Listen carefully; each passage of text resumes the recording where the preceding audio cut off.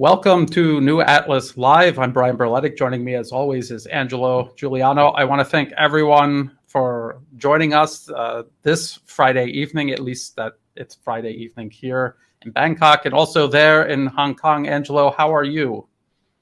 Great from Hong Kong. It seems like lots of things are happening. Not in Russia. We were expecting Russia to collapse. They told us it's not going to last. There's going to be regime change. I see that things are happening in France. The Macron's regime collapsing. We see banks in trouble. Credit Suisse. Now there are talks about Deutsche Bank. So it's exactly the opposite happening. They wanted Russia to collapse, and we see that there's lots of troubles ahead for the collective West. We have a lot of things that we want to talk about. Why not just elaborate on that a little bit? What is going on with the bank in Germany, and is it connected to the sanctions, to the increasing energy price, and the fact that this increase in energy prices almost certainly indefinite because the U.S. destroyed the Nord Stream pipelines, and that is not a problem that's going to be fixed anytime soon. So this most certainly had to impact business in Germany, and then most certainly had to impact finance in Germany. What else can you tell us about that, Angelo? About Deutsche Bank, I think it's about the notation. It's the risk. The price of insurance against bankruptcy, against default, has increased. So that's an advanced indicator that Deutsche Bank is in trouble. Now, if you follow the stock, it dropped off 15% today. But it seems like what we saw with Credit Suisse and the banks that collapsed in the US, those are advanced indicators. We are going to see probably more banks to follow. So it's quite worrying. And then the situation in France. I've noticed that these protests have been kind of getting out of control. I know that people in France protest pretty often. But this seems to be a little more extreme than usual. Are you following that, Angela? And what can you tell us about that? Yes. Well, this is probably a continuation of the Yellow Vest. The Yellow Vest has been lasting for a long time. There was COVID. There was a stop during the COVID. But this, you have the core, which is Yellow Vest. Now you have these pension funds reforms, which is it's actually dictated by the EU. It's not Macron just he wake up one day and says I want to do reforms of pensions. This is dictated by the EU. So they want to increase the age of pensions of 2 years. Now there's the assembly. They couldn't get the vote of support. So he's going to bypass that. And this is what we call the 49.3, which is actually executive orders. And he has done dozens of executive orders since he's in power. So he's abusing of his power. And now you have actually a much bigger support. It used to be the Yellow Vest. Now you have a majority of people that are going to the street. And I think it goes beyond just the pension reforms. This is about restoring democracy. Because what we have here under this regime, it's distorted democracy, the same as you have in the US. Politicians are not obeying to who votes for them, but then now they are obeying to who funds them. And there's always a difference between what they tell you before being elected and what they do once they are elected. And it's interesting because I don't know about how people in France feel about their parliament, their elected representatives, whether they actually represent the people or not. But it looks like in France, they're not even going along with that illusion. They're just bypassing that and signing things into being through these executive orders. And it's like in the United States where people also feel that even though they elected these people and they, just like you said, they told them they were going to do this or that during the campaign season, as soon as they get into office, they serve moneyed interests. And this is I would say, a cycle that is just going to continue repeating itself. And in the process of spinning like this, it's actually digging the hole for the West more and more each year. It just seems like one bad decision is leading into another. And I think one of the worst decisions that the West has made recently is this going to proxy war with Russia in Ukraine. Now, a lot of people are asking me, in emails and Messenger about this depleted uranium going to Ukraine. So let's just take a look at, let's see if I can do this. Yes.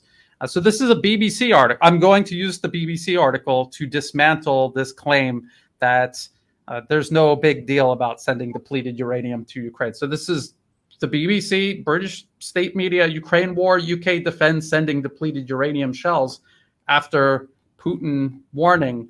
And what the British government's doing is a little clever, but not really. And what they say is they're saying this is a very common component. It's a standard component, and it has nothing to do with nuclear weapons, which is kind of true. Depleted uranium rounds are just metal rounds made out of depleted uranium. It is a very dense metal. The problem with depleted uranium is that, number one, it is radioactive, but they're saying elsewhere here that that's not even really the issue. The other problem with it is toxic, highly toxic. And so in the first couple of paragraphs, the BBC article is citing British government officials saying that it's not a big deal. Russia is just spreading propaganda about how dangerous it is. And then down here, this is what the BBC says. It says a 2022 UN Environment Program report said depleted uranium was an environmental concern in Ukraine. Depleted uranium and toxic substances in common explosives can cause skin irritation, kidney failure, and increase the risk of cancer. The chemical toxicity of depleted uranium is considered a more significant issue than the possible impacts of its radioactivity. So the UK is trying to dismiss all concerns about depleted uranium by saying it is not a nuclear weapon and it's not the radiation that's the problem. What they're omitting is the fact that the metal, when it turns into dust, when it impacts a target, it becomes highly toxic. It causes birth defects, it causes cancer, it causes all kinds of other health problems. And what is all of this for? What is all of this for? It's for these 14 Challenger 2 tanks that the British are sending Ukraine. Now, I've talked about this in the past. The Challenger 2 tank has a special gun. It's a rifled gun. That means all the ammunition that the rest of NATO uses for their smoothbore guns does not work. And what I think has happened here is not really that the British think, oh, depleted uranium rounds, this will be really good. This will help Ukraine out a lot. I think it's really all they have on hand. They're talking about a Challenger 3 tank, which will actually have a smoothbore gun that will be in common with other NATO tanks. And so they've got this ammunition left over. They're not going to make any more of it in large amounts. So they have whatever they have on hand. That is what they're dumping into Ukraine, even though it's highly toxic. Angelo, what are your thoughts about this? Depleted uranium is nothing new, and we've seen the impact it has had in other places that it's been used. Angelo? Well, I think it's in terms of optics for Russia, from the Russian side, it's just another insult. I don't think there's going to be a big impact. As you mentioned, we are talking about only 14 tanks, but just in terms of impact. And also they are fighting on farmland. That farmland, what is going to be the impact long term, because you have this depleted uranium. In addition to that, you have also this optic of having Putin to be charged by the ICC. It's just completely absurd. It's like they don't have any more weapons to throw, and those are just and there's an escalation. Or every time you have a news coming out of escalation, depleted uranium, it's a small thing for only 14 tanks, but it's an escalation. Next would be the flood, the fighter jets, and then troops on the ground, and the escalation. It's like every time a new red line, and it's a vicious circle. Yes, and it really is, I think, born out of desperation, sending these depleted uranium tank rounds. And another thing for people to consider is that we have not seen a lot of tank-on-tank fighting in Ukraine. And these depleted uranium rounds are meant for piercing through the armor of other tanks. But this is just simply something that is not happening. Most tanks are being destroyed by artillery and anti-tank weapons like anti-tank guided missiles, which work on a completely different principle. So what why would they be sending this? It's not going to make any difference at all. I think it's really because they're desperate. They're out of ammunition. Their stockpiles have been depleted over many years just through neglect and corruption. And it's just one more ridiculous thing that just kind of disrupts the narrative that they're trying to put forward, that they care about Ukraine. No, they don't care about Ukraine. They just care about keeping this proxy war going, even if it means polluting the country they claim that they're trying to help with depleted uranium. Let's see, what else? Oh, Angela, have you heard these rumors? And they are just rumors at this point. France is talking about possibly sending these Mirage fighter jets, very old jets. They are planning on sending them to Ukraine along with these MiG-29s that they'll be sending piecemeal to Ukraine. Have you heard anything about that? Well, those are old. I mean, they might have to take them from museums, but they're not. I didn't even know they were in use still. I think it's about just recycling. They don't know what to do with those fighter jets. They're gonna maybe send them, but just gonna be another money laundering scheme. But there's not gonna be any impact. I think it's about just very symbolic, giving the impression that they are still sending a lot. But when you and like you do a lot in your shows, it's just you go to the figures, quantitative and qualitative. Here there is no jump in terms of quality and neither quantity. It's just less, and the quality is not there. Plus all the problematic that comes with it. We are talking about how do you maintain this? How do you maintain this? That's impossible. We are talking. There would be more of a problem than anything. And they won't. I doubt that you'll see Mirage on the front. And who's going to manage them? Are you going to train Ukrainians to manage those fighter jets? That's absurd. Yeah, I mean, that's a good point that you don't see the Western media ever bring up. It's not that you just train some Ukrainian pilots how to fly the jet, and then they just take the jet themselves and they go operate it in Ukraine. It's not like that. It takes a whole army of people to maintain these jets from on the ground. The pilot flies them, they come back, and that army of people on the ground have to go over it mechanically. They have to be the people who arm it. And also, what airfields are they going to be taking off from that aren't going to immediately be hit by Russian cruise missiles? So this is a reoccurring theme. Now, this New Atlas Live will be taking questions the entire time. So if you have a question, just write capital Q or question in all caps, and then write your question, and we'll try to get to it. I just want to go over one other thing. I think I'm going to make a whole video out of this, but I was talking about the Jamestown Foundation, and they were talking about Russian shell production. As a matter of fact, I'll just put the article up right here. And Alexander Mikuris of the Duran, he did a follow-up video after seeing this article, and he criticized their methodology, and I absolutely agree with him. This methodology uses very old data points from, say, 2005, when the Russian economy was completely different than it has been more recently.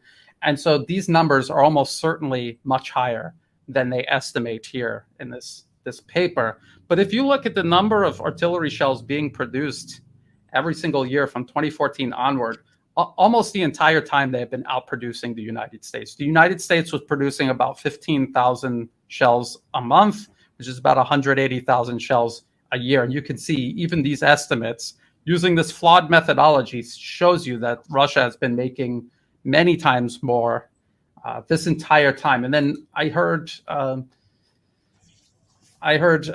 Dmitry Medvedev, and he was talking about Russia making 1,500 tanks, he says modern tanks every year. And I don't think that that's too hard to believe, because before he announced this, you have to remember, we're 1 year into the special military operation. You had, now this is Novoya Gazeta, anti-Russian, pro-Western. I'm pretty sure it's funded by the US government. And they were talking about, in this article, using older data points, Russia was making between 200 and 250 brand new tanks, plus 600 modernized tanks. And what they mean is You have the T-90M. This is the latest main battle tank Russia is operating. And then they take a T-72 and they bring it up to that standard by replacing the gun, the engine, the fire control systems, the computers and sensors and optics. And so that's what they've been doing. So that already at this point, it's 850. So it doesn't really seem like a big jump to 1,500, considering how serious Russia has been about this. And you can see even this Jamestown Foundation paper, however flawed it might be, you could see every single year they're increasing production. And so there's no reason to doubt that they didn't increase production for tanks. So this idea that Russia is running out of everything and the West is going to somehow outlast them, and these stories about sending Mirage fighters, these old fighters and Leopard 2s and Leopard 1s, and now they're talking about old M1 Abrams tanks. It is, Angelo, it's just them trying to give the illusion of constant and increasing support when it's exactly the opposite. I'm going to look for some questions. Angela, do you have anything you want to add to that? I think I'd like to compare both like Russia and China. Russia and China, they have been preparing for one type of fight, and those are, in the two cases, those are defensive fight. The collective West has been preparing for many different types of fights, on different grounds. In Africa, you see, for example, France is more like prepared to do something in Africa, light vehicles, but now, while when you see China and Russia, both have been on preparing for defensive fight and very specific. That's what they've been preparing for decades. So here, when you look at the sourcing, the in terms of tanks, artillery, and so on, well, it's because Russia has been prepared for that. There's no, I think this spread, the collective West, and especially the US, has been spreading too much. A large navy, you want to have 800 bases around the world, you want to have the best fighter jet, you put $1 trillion to develop the best fighter jet, just spreading too much. China and Russia, they've been actually focusing on one thing. China defending itself, getting back Taiwan, and Russia defending its border with Ukraine. Yes, and I think a lot of people don't understand that, unlike in the movies, it takes years to prepare for a specific type of battle. I mean, even back in the 1990s, when the U.S. went into Iraq doing Desert Storm, they had a huge military built up over the Cold War, and they still spent about a year preparing for that specific operation. And it was such a mismatch. And a lot of people looking back on it now said that if the Iraqis had been better organized and trained, it probably wouldn't have gone as well as it did for the U.S. And people trying to compare this current conflict in Ukraine with Desert Storm or the 2003 invasion of Iraq, you're comparing apples and oranges. There is just no comparison. Here's a question: why are 50 plus Western nations deliberately disarming themselves by sending everything to Ukraine? I think that it's desperation. They had this idea in their head that they were going to reassert this unipolar world order, encircle and contain both Russia and China, and they've run out of time. And now they're throwing everything that they have left, because if they fail now, you will have a reemergent Russia and a growing China that surpasses the collective West. Angela, why do you think they're doing it? Yes, I think there's a lot of optics. They want to feel well, in the sense that, let's say, what if Ukraine collapses? They want to be able to say, well, we did send you fighter jets. At the end of the day, you lost. But they want to be able to say, well, we backed you. But when you look at what they are sending these days, it's not. This is just symbolic. Just symbolic. I have one thing I would say that I'd like to ask you. When you're looking at all the increase of spending, not the short term, but the long term, what it is going to do. Like we are talking about Poland increasing to 4% of GDP. We are talking about a project by Germany of 100 billion euro over decades. We are talking about Japan increasing, doubling its military spending. What do you think? Is it going to balance? Are they going to take over? Over the long term. I mean, we know that the short term, Russia is winning. But when I look at all those massive military spendings, we are talking about the increases over one decade of trillions of dollars. What do you think it's going to be the impact? I think that's a good question. If you just look at, say, Poland, this huge military buildup that they announced, they've got all these contracts, all different contracts. It'll take years to fulfill them all. But when they are finally done building this Polish military up, and this is a huge, I mean, this is money that they just don't have. They don't have this money, and they're going to divert it from other things that they absolutely need for their society, for their country. It's a miniature version of what the U.S. has done with its military spending at the expense of infrastructure and social programs. But at the end of the day, they're going to have a military that was roughly the size of Ukraine's military at the beginning of the special military operation. It's not going to be bigger than the Russian military. And it's not going to really have capabilities that Ukraine didn't have or doesn't have. And so by the time they're done doing that, I believe Russia and China will already have reached a much higher point. And then we have to just think about it. It all goes down to the fundamentals. Economically speaking, for Russia and China, they have much better prospects than the US and the EU, and the EU is especially because of what they've done to their energy prices. That is going to be something that impacts absolutely everything else in their economy, including their attempt to build up their military. So this is something that they're going to be trying to build up while everything else is falling apart. And it's going to be at the expense of trying to address these other problems that are developing because of their own decision to put sanctions on Russia. So I don't think that this is going to have an impact on fighting between, this proxy war between the US and Russia. I really don't think that it's going to. And in the long term, I think it's just going to accelerate the collapse, the decay and the collapse of the West. So what do you think, Angela? Have you thought about that at all? Yes, I think that I saw once, a parody, an article just making joke of what the US is doing.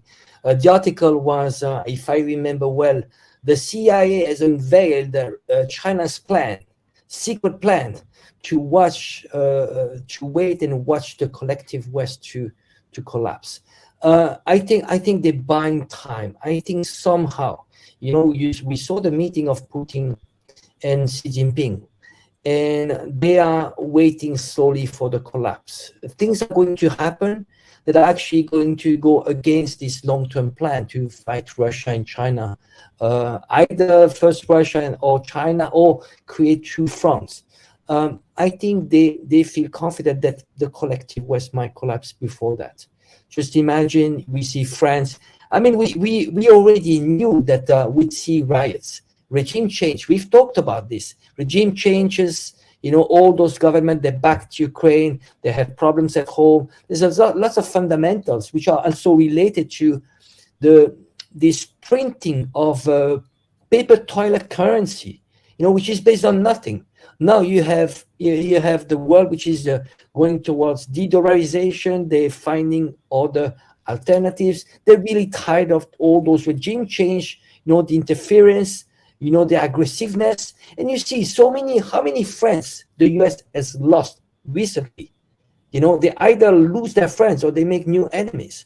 We can see one by one, like Saudi Arabia, what happened, it was in a matter of 2 years. And so many more. Turkey, we see Hungary, little by little, and I think the opportunity maybe to avoid war is to have the collective West to collapse. I mean, sadly, but if I had to choose between my wishes of World War III or the collective West collapsing, maybe I think it's interesting because the US has been exporting those color revolution, regime change, because they wanted to bring democracy. Well, why don't we start bringing democracy in the collective West. Real democracy. Democracy is demokratos, power to the people. You know, they're waking up in France.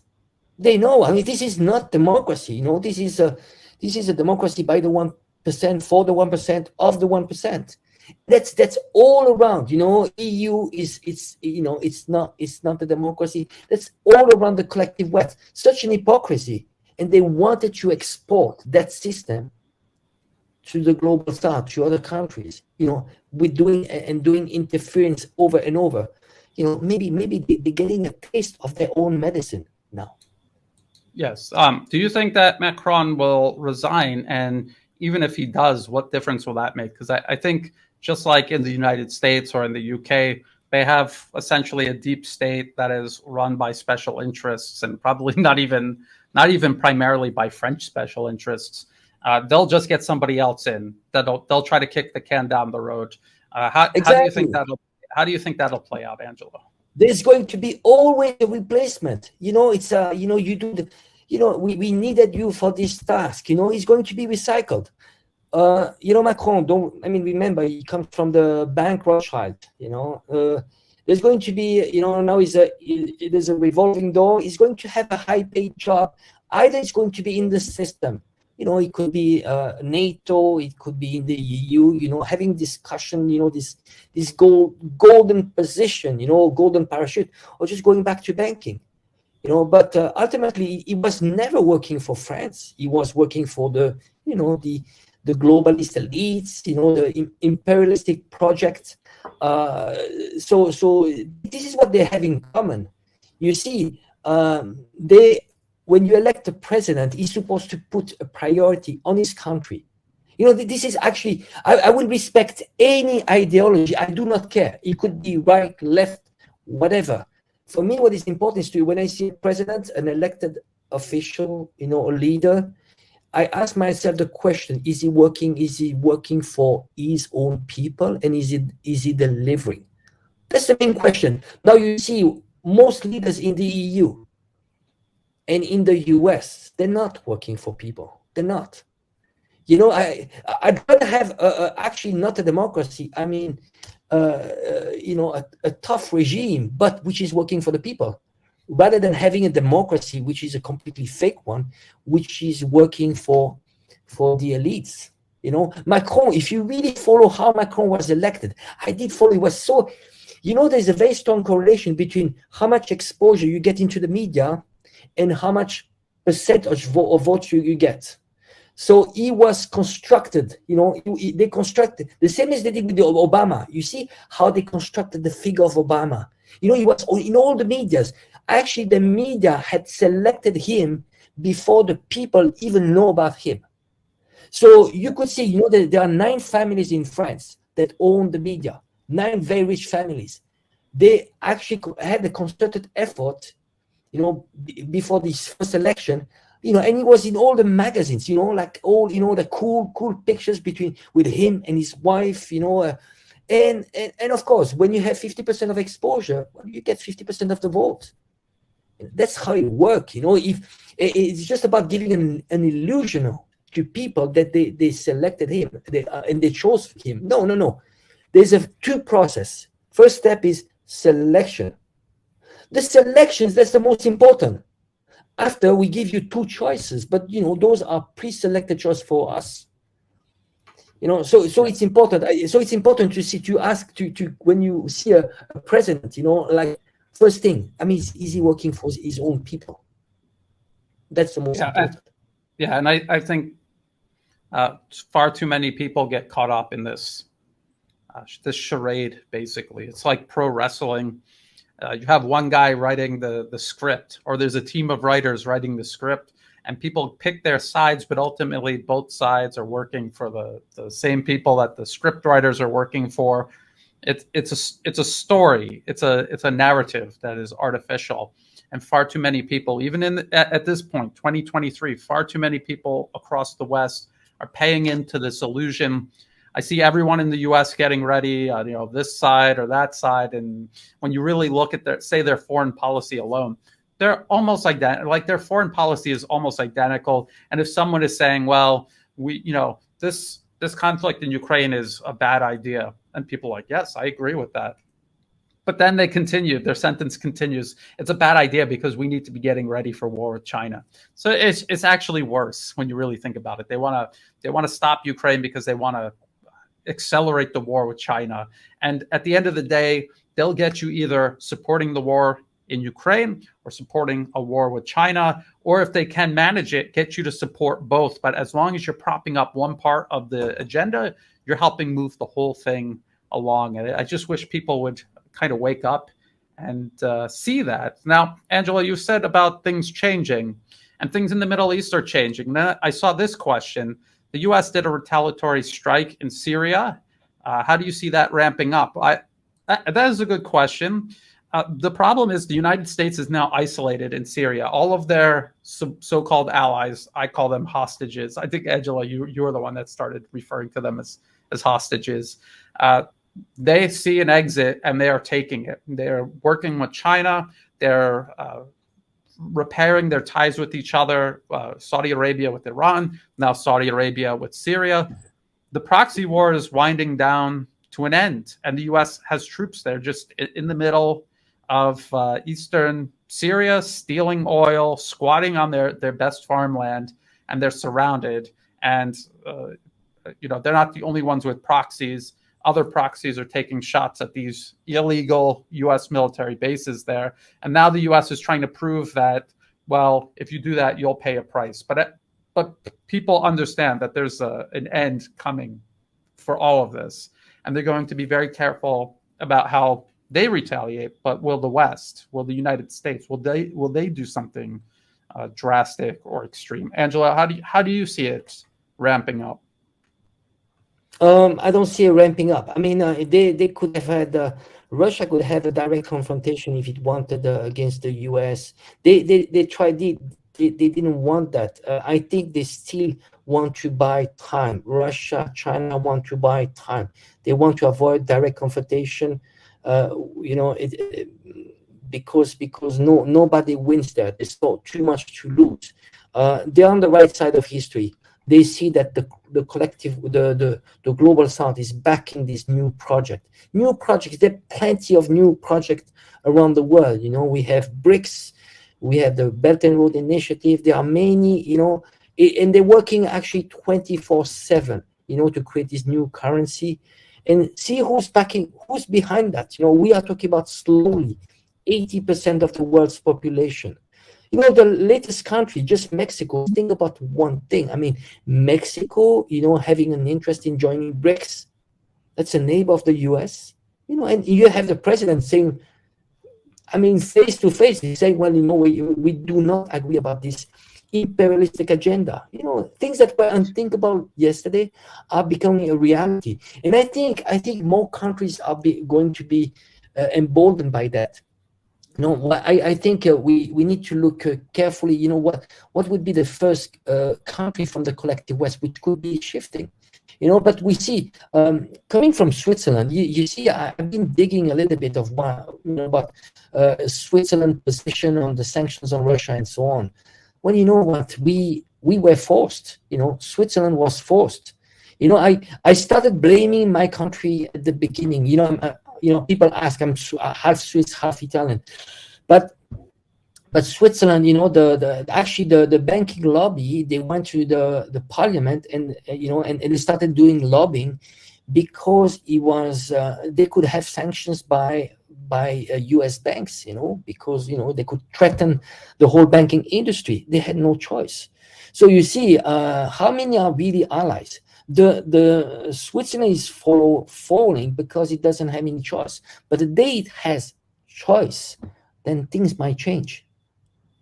Yes, a really good point. And a lot of people have to keep that in mind. There are a lot of countries, even countries that aren't really even considered allies of the West, but they, they'll go along with, say, a UN vote because it's just not worth it. The amount of pressure and the attention that you'll attract to yourself. Everyone is well aware of how dangerous the U.S. is, and they want to keep their heads down, and they kind of want to run out the clock. That I think there's a lot of that going on. So the situation in Syria, I believe that Syria, Iran, they have their proxies. They will use them to keep the pressure on the U.S., but they don't want it to escalate into a war. And I don't think that the U.S. really wants to escalate it into a war. So there's going to be this careful balancing act of keeping pressure up on the U.S.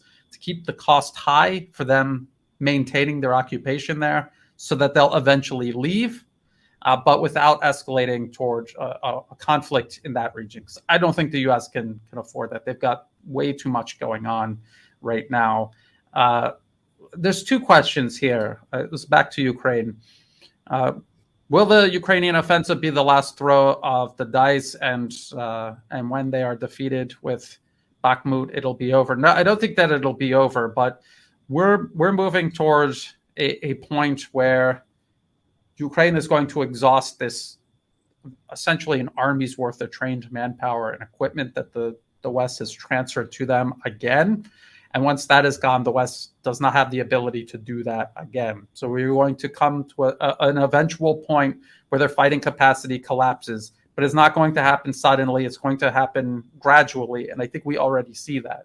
They're getting ready for this big offensive. Where? I don't know where, because we got this question here. There's rumors that Ukraine has 80,000 soldiers, and they're getting ready for a counteroffensive in Bakhmut. How is Ukraine even able to do this, and should Russia start doing the same? Well, I heard something, Brian. Military. I just saw a video of military summary. DEMA claims that there are 80,000 troops, and that could be the last try. Just throwing the dice. Double up. But they were saying like there was already like 50,000-60,000 some weeks ago, but that would be just crazy. I mean, they might be able to take back Bakhmut, but what cost? I mean, do they have the the capacity? I mean, just in terms of artillery, it's just that, and it's interesting how they project. They say Russia is sending waves of soldiers. That's exactly what actually Ukraine is going to do if they do that. If they send 80,000 troops. Yes, and look, we don't actually know where Ukraine's going to launch their supposed spring offensive. Russia has made preparations both in the south, Zaporozhye and Kherson, but they've also made extensive preparations in the Donbas region. And so this 80,000, if that is true, if there's 80,000 Ukrainian troops and they're preparing for some sort of a major offensive there, maybe that's where they're going to launch their offensive. We just don't know until it happens. One thing I will say, though, is if that is supposed to be a counteroffensive to break the encirclement of Bakhmut, something that large, they're going to be drawing trained manpower and equipment that was supposed to be used or could have been used for their main spring offensive. So they're already diminishing their combat potential elsewhere by doing this counteroffensive at Bakhmut. They have a finite amount of men and resources, and they are now starting to divide it up. They have an encirclement in Avdiivka, which is one of the most fortified cities Ukraine has in the Donbas region. And it's been fortified over the course of 8 to 9 years. And now that is being encircled. And that is a major crisis for Ukraine operationally. So they're going to be tempted to try to break that or reverse that. And the problem is they just don't have enough trained manpower and heavy weapons to do that. They're talking about surging like something like 1 million artillery rounds into Ukraine, but they only have, I think it's like 116 artillery pieces on the battlefield at any given time, because they have 300, but a lot of them are down for maintenance because of the huge rate of fire they on a day-to-day, week-to-week, and month-to-month basis. So it's a huge problem that is just going to continue to compound. And as Russia takes out additional guns, destroys additional heavy equipment, wipes out one unit after the other, the problem will compound further. That the West is tapped out. They have nothing else to feed into this proxy war. That is the problem. Angelo, anything else you want to add to that? I'm going to look for another question here. Some more questions. No. I just I have a question actually for you. There's lots of they're talking about a lot about shells, but and we understand that this is one of the weakest point when it comes to Ukrainian army. How about artillery? Because I mean, there's so much artillery that has been destroyed. The collective West doesn't have any artillery to send anymore. So because there's a correlation. You might have might compensate a little bit the shells, still not have enough. But are they going to have they been compensating when it comes to artillery?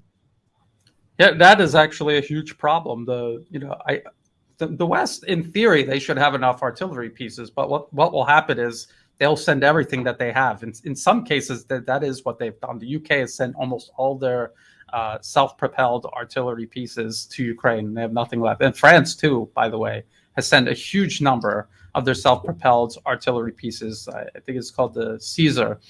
And so, yes, the artillery pieces are also disappearing.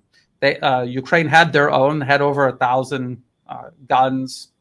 They have been whittled away. Now, what NATO has said, that has been whittled away, and Russia still has over 1,000. And they have, there's a problem when you're firing artillery pieces.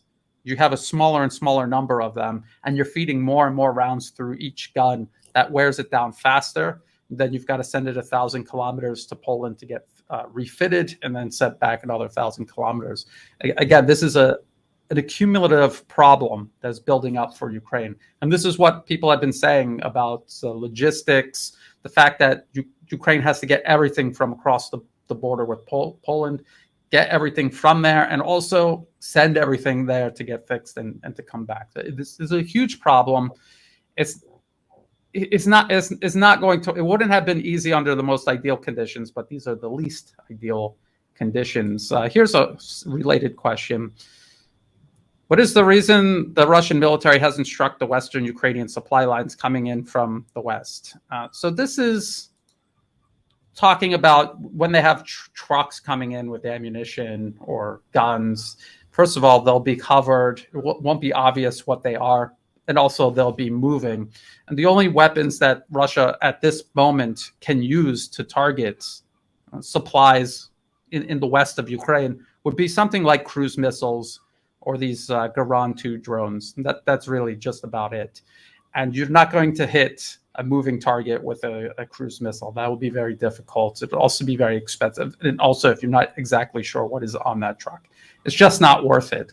The closer those weapons and ammunition get to the front line, the more options and opportunities that open up for Russia. They have a wider array of weapons, drones that can detect them, and then weapons that can be used to destroy them much, much closer and more efficiently. So that's what they've been doing. Ideally, yes, you would like to hit those supply lines, but that would require Russia flying military aviation over those roads, like they were doing in Syria. They just can't do that right now because of the air defense situation. Ironically, these still formidable Soviet-era air defense systems.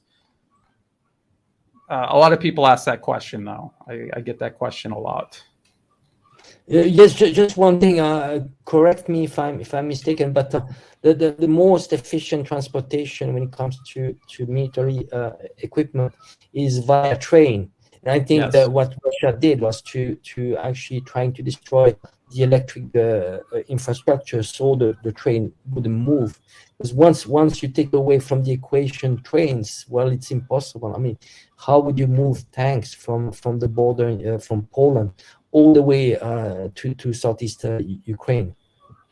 Yeah, well, you'd have to put them on flatbed trucks, which is a much more difficult prospect. So yes, you're absolutely right about that. What about this one, Angela? What do you think about this? There were these Chinese citizens. I think they were working at a mine, and they were attacked by some rebel group.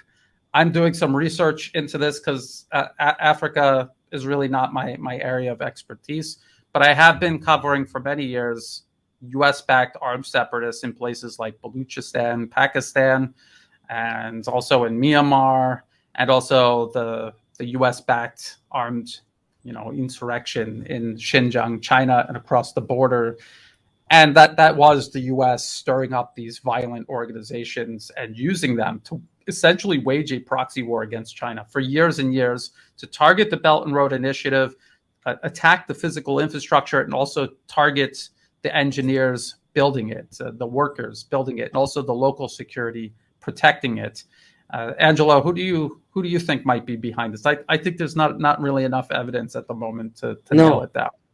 No, but I think we need to keep in mind when it comes to demonizing China, just the US alone has a budget of $500 million a year just to do bad publicity on China, and specifically on the Belt and Road Initiative. So if there's anything to be done against Chinese, we might ask the question if this negative coverage on purpose to depict China, to demonize China, are they contributing to this, to what is happening, to this type of action? Well, we saw some similar things, but we can actually be much more precise when it comes to what happened in Pakistan. Those were deliberate, actions against the Belt and Road Initiative, and was by the Free Balochistan movement, which is backed by the US. So here that was much easier. Here, when it comes to Africa, that's too difficult. But we can have an idea. It could be part of this proxy war. It could be. It definitely fits into a very well established pattern. It's not as if the United States isn't heavily active in Africa behind a multitude of terrorist organizations that they use to terrorize the different countries there and to justify them inviting themselves in to fight against them, just as they were doing in the Middle East, claiming they were there to fight Al Qaeda and ISIS, when in fact they were sponsoring these terrorist organizations. So it was a very cynical cycle of creating problems and then pretending to solve them, and at the end just establishing a military occupation of multiple countries. That's what they were doing. It's like the local mafia breaking windshields at night and then opening up a windshield repair shop during the day, something along those lines. But we should avoid the trap of just assuming. We have to get the evidence. That's what makes the alternative media. That's what should make it different than the Western media. I'm looking for some other questions. How about we talk about AUKUS a little bit? Australia, UK, US. It's an anti-China alliance, and really not even an alliance. It's the US and the UK hijacking Australia, transforming them into yet another proxy to wage some kind of war against one of Washington's and London's enemies, in this case, China. They're getting these nuclear submarines. I want to show just the headline. This headline, maybe Angelo, you could explain what they're talking about here. It says, how can Australia pay $368 billion for new submarines? Some of the money will be created from thin air. Does that sound like a sustainable fiscal policy for Australia, especially at a time where we see all these Western banks running into problems because everyone is overextended and they're not doing anything sensible? Is this Australia following? Angelo?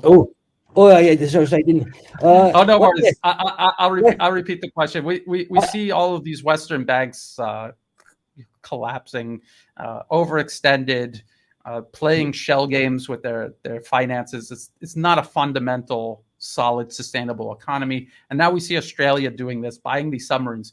Who are they buying these submarines to protect themselves against? As you start answering, Angelo, I just want to show people this is who Australia exports to. Okay, China. And this is who they import from, also China, and mainly Asia.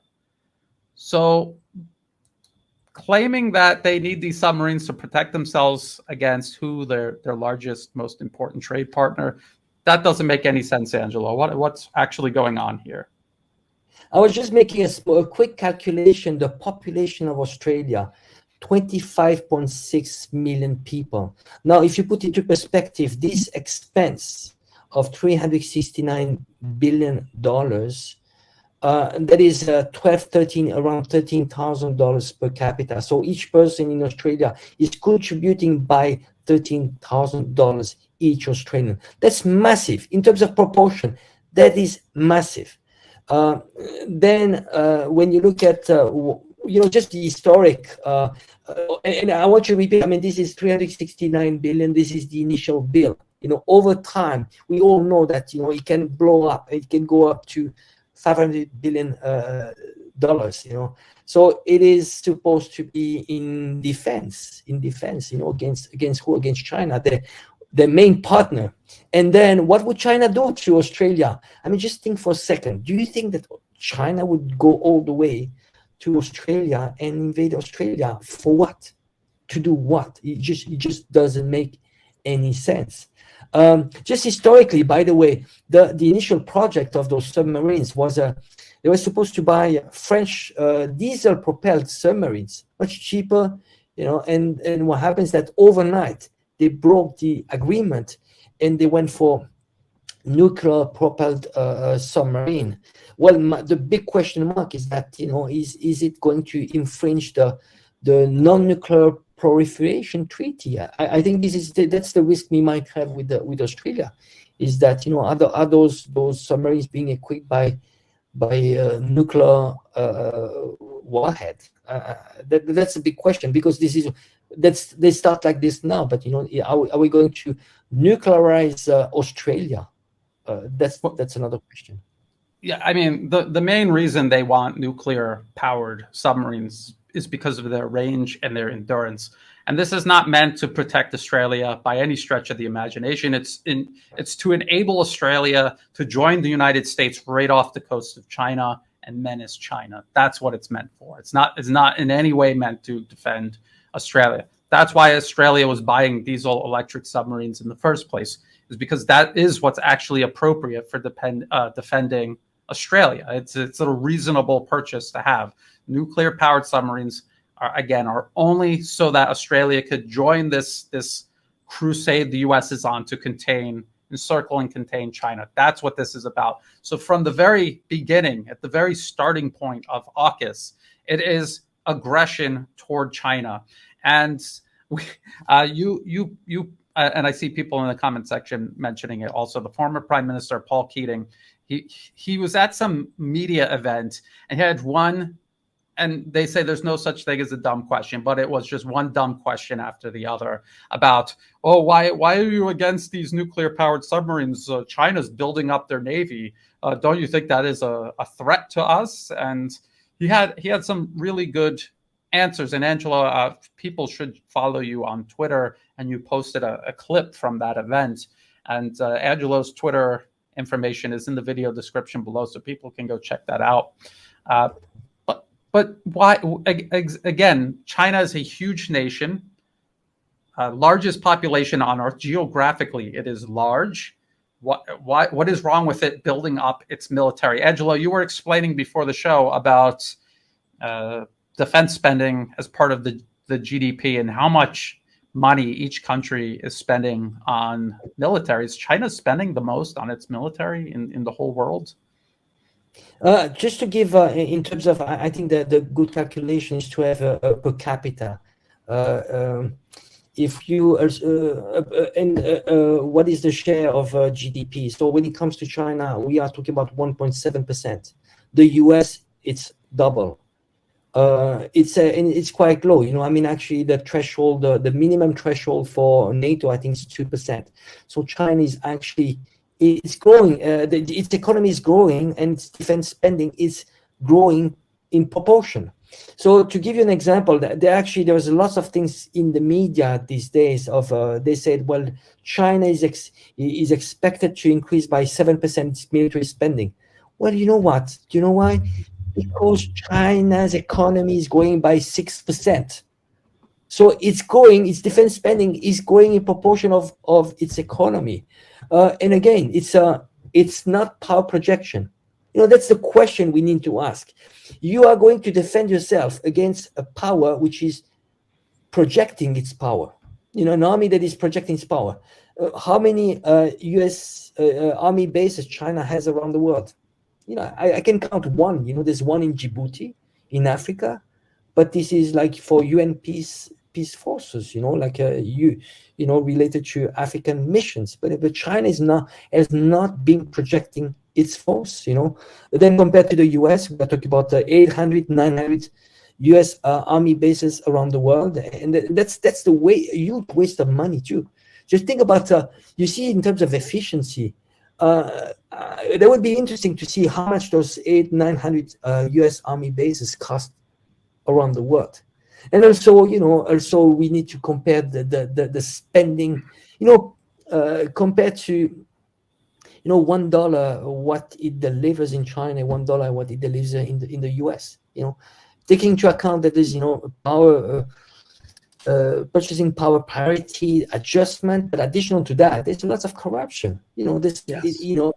And you mentioned this. This is really important to remember that we have in Russia and China, those defense are purpose driven. Those military spending are purpose driven.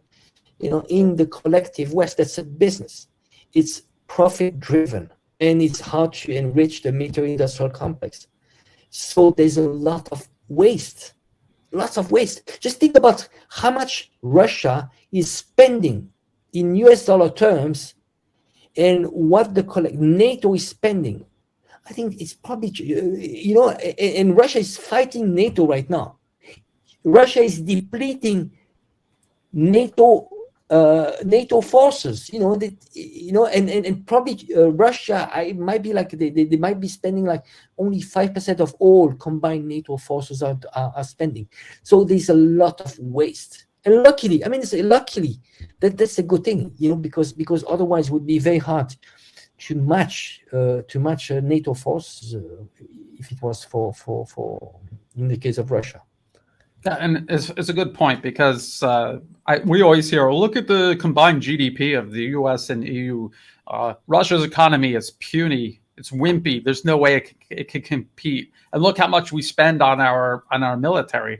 But if you look at something like the F-35 and how it's costing over $1 trillion the entire program, and then you look at similar programs in Russia, it's a fraction, because they're not just overpricing everything and trying to maximize profits. It's the state is directing defense, where the defense industry in the U.S. is directing the government. It's all backwards, and it translates into very concrete terms on the battlefield.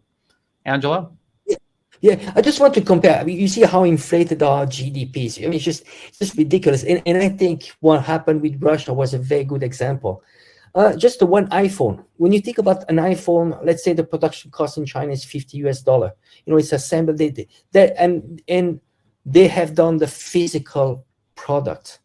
What happened it comes into the US and it's multiplied by 10 or 20, but it's only packaging and branding. That's in terms of GDP. That's a creation of GDP. In reality, let's say tomorrow we are at war. This inflated GDP disappears, and it comes down to much less services, and probably an economy like the US could be maybe 1/3 of the economy of China. I think we need to look at just manufacturing. China is 3 times the manufacturing of the US. Real economies. And it's all inflated. There's so much inflated. You have too many lawyers. They overpaid. Healthcare, which is completely inflated, 3 times the per GDP compared to GDP, 3 times what China spends. But while China is actually having a higher life expectancy, which is meaning that they're delivering more, So we need to be extremely careful. The collective West is not as powerful because just it's very much inflated. It's made out of nothing. Those are financialized economies.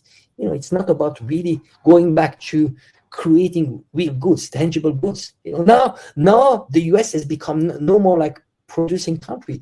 It's a consumer country. They consume now. They consume, but Yes. why? And then we have to ask ourselves the question: why they consume? Because they have what De Gaulle used to call the exorbitant privilege to own the global currency. So meaning that you can actually indebt yourself as much as you want, and that's by the use of force. It was not. Keep in mind that the dollar was not imposed because the world wanted it to be imposed. No. It was imposed by force. You use the dollar. If not, well, you are going to end up like Gaddafi, like Saddam Hussein. Yes. Whoever tried. And then what happened? Well, the first one is actually facing the collective West, the US. That's Putin, But he has learned before. He has learned. He saw what happened to Gaddafi. He saw what happened. Gaddafi wanted to create a currency for Africa, a golden backed dinar that he would apply to Africa, and he was killed for that. Now you have actually big guy like Putin. He has an army to back him up, and he's facing bravely the US. And now you have the global South, which is actually watching. And it's like, oh, you know what? It's working now. Gaddafi was crazy. He couldn't back up his words. Now you have Putin, and everything is getting organized. Now you see what happening every single day. There are things happening. And what did Putin and Xi Jinping said? What we are doing these days is the biggest thing for the next hundreds of years. Yeah. This is a new Bretton Woods. World is changing. Yeah, and I think people can see that. I think in Washington and in Brussels and in London they can see that, and they're panicking. And we were talking about people trying to justify this AUKUS agreement because they claim that China is some sort of threat to Australia. But we were just talking about how it's the U.S. actually waging proxy war on China already killing Chinese people around the world. We don't see China doing that anywhere. We don't see China going into anyone else. They're not militarily occupying some other country anywhere. That the 21st century, that has been something the U.S. and its allies have been doing. I see this question. How does China's financing of the Belt and Road Initiative threaten the U.S. financial industry? Well, I'll just say that the Belt and Road Initiative shows the world what a serious government can do with money and resources and human resources. They can build this infrastructure, they can connect nations together, and they can supercharge the economy, the real economy, without resorting to pyramid schemes. And this threatens the U.S. financial system, because now the financial system in the U.S. can be compared to something else, something that is producing tangible results that are improving people's lives around the globe, to essentially a pyramid scheme that I think everyone knows is a pyramid scheme. Angela, you know more about this than I do. What do you think about that? Well, yes. What happens is that normally China has a surplus. The trade surplus is massive. We are talking about $1 trillion a year. So normally what the US would want China to do would be to use a big part of this trade surplus to reinvest into the US debt. So buying US Treasury bonds. China is not doing that. On the contrary, it is actually investing, recycling its US trade surplus into the Belt and Road Initiative. So this is not going to this Ponzi scheme, because that's a Ponzi scheme. As long as you create new debt, it's a debt which is not meant to be repaid. So China is going against that. And every single country that actually stops buying US bonds or start to sell US bonds is going against this Ponzi scheme.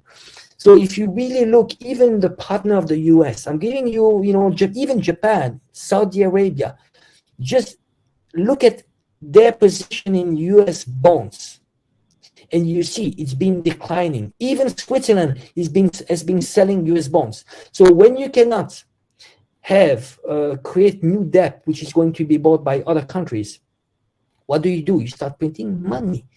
And that's what the US is doing right now. And it's actually contributing to a decreasing value of dollar, relatively, compare maybe not to the euro, but from compared to other currencies like the ruble, like Brazilian currency, and there's another impact. Well, I think I lost my train of thought. Well, I mean, again, though, Yeah. I could just tell you that being here in Southeast Asia all of these years, when I first came here, this was before China began this very visible rise, and you could see the state of everything. And this was mainly Western influence over the region at the time. And what they were doing was they were keeping everyone poor. And they had the financial crisis in the 1990s, and that was the IMF. And it was all of this predatory lending that they're now accusing China of.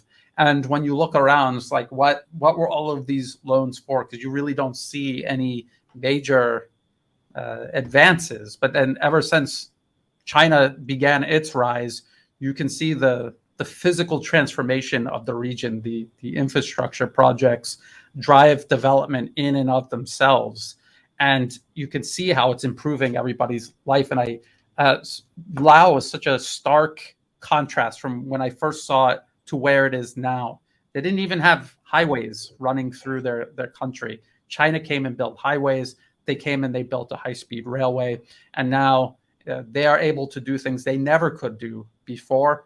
And before China came in and started doing that, the West was already there. Their NGOs were sitting there, squatting on Vientiane, the capital. They had their little SUVs going around in the dirt roads in the capital. I always tell the story, hanging up banners telling the Lao people, don't turn your lights on. Be happy with no electricity. That's the West's approach, is to keep everybody poor and down in the dumps, because then it's easier for the West, as a small percentage of the population, to hold dominion over everyone. And China's doing the exact opposite. They're building everybody up. They're creating a balance of power. And when you look at that system versus the US system, just its existence alone is a threat to the US system, because it is showing you a better alternative that is more appealing to everybody from the top to the bottom of society. And this is what the US is up against. And Angelo, you said it perfectly. They're spending how many hundreds of millions of dollars every year to just smear China and to poison people's minds against China, because they know how powerful it is what China is doing. So they try to poison people against it. This is hard to tell. I see it taking root in certain segments of the population, unfortunately. But I think overall, you can lie all day. When someone wakes up to that lie, they don't ever go back to sleep. And I think that's what drives you, Angelo. I know it's what drives me. We're at the 1 hour mark. Do you have any closing thoughts, Angelo, on that or anything else? Just the approach of the two countries, mainly the US and China. You see the US, and this is in general, this is because of the culture. It's emotionally driven. People are, it's also their leaders. We talked about this in our last show. The leaders are selling you the dream. They're telling you what you want to hear. It needs to be appealing. It needs to be sexy. And when it comes to China, we are facing engineers. They're very rational. They're very scientific. They're not going to sell you BS. It's going to be, this is a 5-year plan. We are going to deliver. That's boring. That would be boring from the background, from someone from the West. It's just so you see like those two, these huge gaps between the cultures.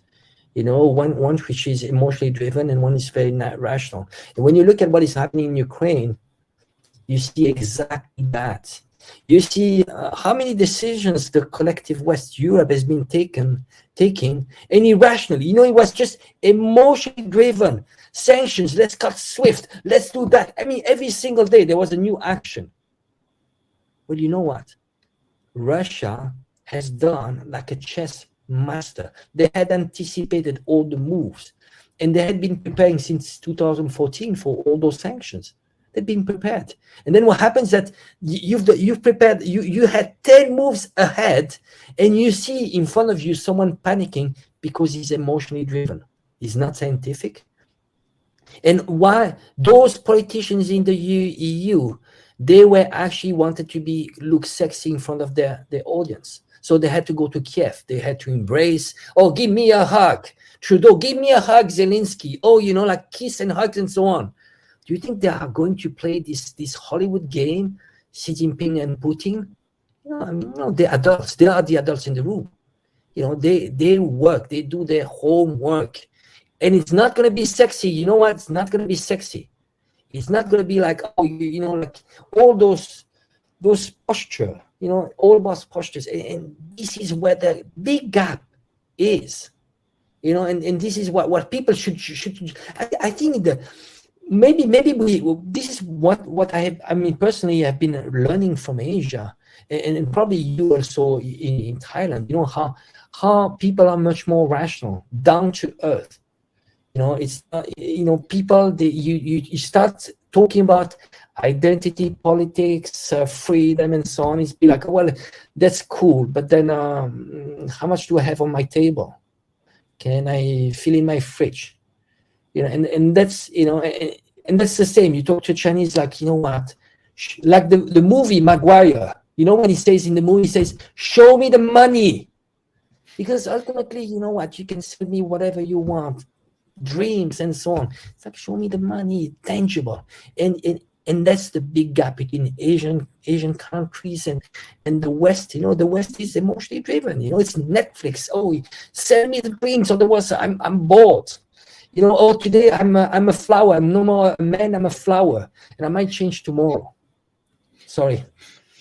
No, it's a good point, though. I mean, the West at this point, they depend so much on appearance, very superficial metrics. But I don't know if you've noticed, but recently a lot of that hasn't been working, and you can see them publicly kind of falling apart, and very behavior where you could see them just shedding this illusion of dignity they have, this illusion of control that they have, this panicking, this stomping of feet, this frustration over the fact that Russia is still there, that China is working with Russia, that China wasn't swayed by the West's empty arguments and attempts to shame China and create division between them and Russia. They understand what's going on, and no amount of lies or illusions are going to sway them, and they're going to continue. And we can see that the West has neglected every